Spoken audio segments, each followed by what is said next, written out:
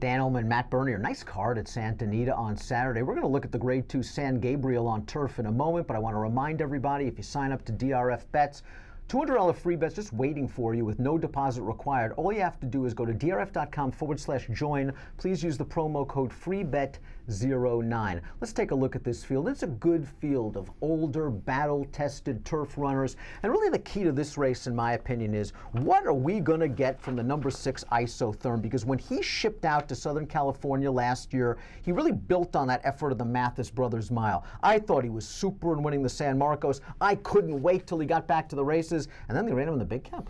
Well, I think it was just one of those instances where the big cap seemed a little light on paper, and you said, you know what, let's take a shot, find out if it works. Unfortunately, not only did it not work, we didn't see him again in 2017. Now he shows up here. I've never been Isotherm's biggest fan. I agree with you. I thought the San Marcos was a very, very big effort. I'm banking on the fact that he may be one of the best horses in the race, that he's going to need one at a distance that might not be his best. I think he's better going longer. I respect the horse. I agree with you on your take about whether he wants this kind of distance, but the layoff to me is just the major concern. I know Phil D'Amato is an extremely skilled horseman, but I think they got maybe longer distance options down the road. Maybe they're using this as a prep. The 7 is He Will. He Will is a very consistent horse, and you and I have tried to make him a top horse for a while. And I know he won the Lure last time out, a restricted race, but he did it while doing his usual tricks of just hopping back and forth on his leads, which I think causes him momentum and has cost him some of these races where he's finished second. I just am sick of getting banged on the head by He Will. He can beat me, but I don't want to have a lot of money on him. I thought he ran perfectly fine in Seabiscuit, and you know what? Pee Wee Reese came back to win next out with a 103 down the hill. The 4th place finisher came back with a 91. The problem is, if he gets into an absolute battle, I don't have any faith that he's going to stay professional and do what he's supposed to do. Ton of talent. Maybe he's just not as good as we'd hoped he was. I think Tequila Joe's got a shot in here. I thought he had a shot at He Will in the Lure Stakes. I wanted Rosario to be a little bit more aggressive coming out of the gate. There didn't seem to be a lot of pace, and he was wrangled back to mid-pack, and he ran well. And then last time out at a 1.5 miles, he just got keyed up with the additional distance. That's not his preferred running style on the lead, so I'm not going to fault Tequila Joe for getting beat there. This distance, I think, is comfortable for him. I think he's going to get a mid-pack trip. I still think there's a forward move somewhere, but I didn't pick him. He needs a forward move. I guess that's the thing. The 93 is not fast enough to get it done. I think you're going to need something close to a 100, and at this point in his career, he hasn't come close to it. If he takes a step forward, he has a chance. Let's talk about a couple of horses that have been campaigning on dirt recently. The number 3 Top of the Game took down the well-traveled Opportunity, made it 3 in a row when he won the Comma to the Top Stakes. He ran in the Native Diver on November the 25th, and kind of the word was out before that race. He hadn't been really working really well. Our clockers weren't happy with him.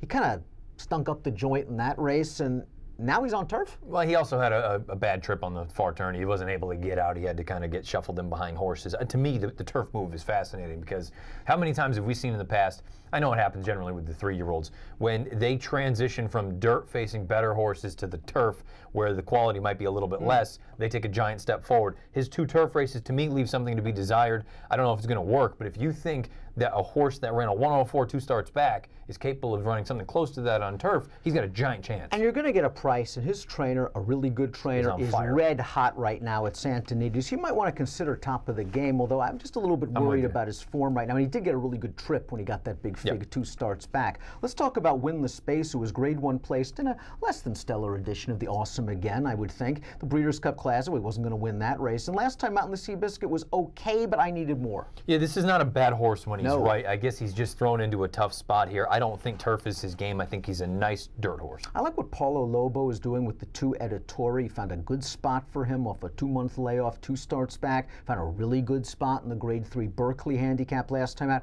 a race in which the pace just collapsed and really played to this horse's running style. I think he's just up against it against these kind of horses. Yeah, he may not be this good. I will say he's in good form, though. You know, you've got 2 back-to-back victories off the layoff. If you think he can make it 3 in a row, you're going to get paid. I don't think Smoky Image is without a chance. He's 20 to 1 on the morning line. He's recently been campaigning against some decent Calbreds on the dirt. In his most recent race on turf, we talked about Pee Wee Reese. This horse only finished a half length behind him in the Crystal Water. If this race were at a mile, I would give him a better chance. I don't like him going this far. I do like Free Rose going 1 1/8 miles, but you have to deal with a really long layoff with him. We last saw him in the Shoemaker Mile on June 3rd, and just consider this. That was his first start of a 6-month layoff. So basically he's had 1 race in a year or so. And in that Shoemaker Mile, he got a good trip. I just think at a mile, he was in a little bit of traffic also late towards the inside, facing the sharp Heart to Heart, who came back to earn 2 consecutive 104 Beyer speed figures. You look at his best races, they're at 1 mile and a 16th, 1 mile and an 8th. He gets that distance here, but I got to see one off the bench. I was going to say, I mean, really for me, it comes down to price. If all of a sudden he's 15 to 1, then sure. I mean, he's interesting because to me, he's the unknown in this field. You know what everybody else is. He could still take a step forward. The problem is they've just had a whale of a time keeping him on the track. Let's take a look at our top selections for the Grade 2 San Gabriel. You're going with an old friend of mine. That's the number 1, Flamboyant. And Flamboyant, 3rd last time out in the Grade 2 Hollywood Turf Cup.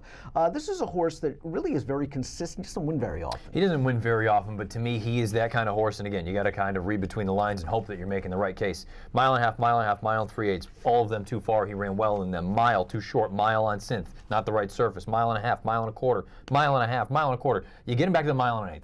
I think this is what he is. I think he's a 9 furlong horse. He hasn't been embarrassed in these other races. I just don't think his kick is potent, and it stays at 1.5 miles. At 1 mile and an 1/8, I think he's got a puncher's chance in here. He's had success at Santa Anita. I know he's run 2nd and 3rd, 14 from 31. He's only won 5 times. It's been almost 2 years. I think he's got a big chance in here. But I don't think the pace is going to be fast, and I think he can work out a really good trip in here. You're going to go 1, 8, 6, and 7. I just think It's in the Post is the best horse, and you don't have to look at his page. You see plenty of Beyer speed figures that indicate he's one of the fastest, consistently fastest horses in the race. Is John Henry. He had a perfect trip. He deserved it after the disaster in the Del Mar handicap the race before that. And in the Breeders' Cup Turf, A, he was overmatched. B, I think Tyler Bay has just moved way too wide and way too soon, and this horse flattened out at the end. While I agree with you, and we were talking about this off air, that probably at this point in his career wants a little bit of a longer distance. He has done well at the trip. I'm going to trust Jeff Mullins to have It's in the Post ready to rumble, turning back to 1 mile and an 1/8. But for me, I don't really think there's a lot of value in the win end. I wouldn't take anything less than 3 to 1, and he just feels like he's going to be shorter than that. Yeah, I think the big key to this race is how do they bet isotherm? I mean, how much money does he take? I love It's in the Post. He's one of my favorites. I picked him in the Breeders' Cup, and I thought watch for you. He ran just fine. I think he's nice. There's just that part of me. I don't know that you get his A. Now, maybe his B game is good enough to win. Maybe it's just better than these horses. I think you get his A game at 1.25 miles, 1.5 miles. I'm going to go 8, 9, 7, and 10 in the Grade 2 San Gabriel Stakes. Again, if you're playing this really nice card from Santa Anita at home, $200 free bet, no deposit required. You know the drill. Promo code FREEBET09 at drf.com/join. Approximate post time for the San Gabriel, 3:30 Pacific on Saturday. Good luck.